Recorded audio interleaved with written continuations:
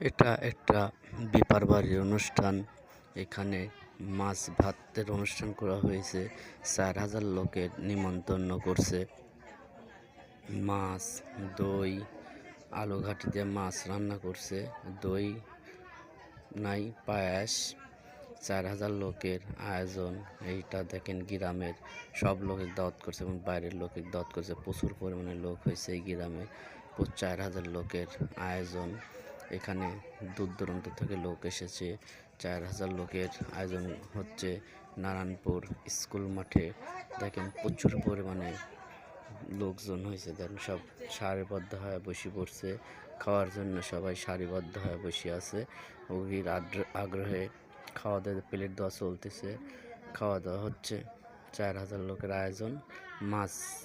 মাছ ঘাটি এবং হচ্ছে ভাত আর পায়াস।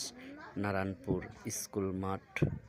এখানে একটা বিপার বাড়ির অনুষ্ঠান। প্রচুর পরিমাণে লোক হয়েছে, প্রচুর দর্শক খাওয়া দাওয়া করতেছে। 4,000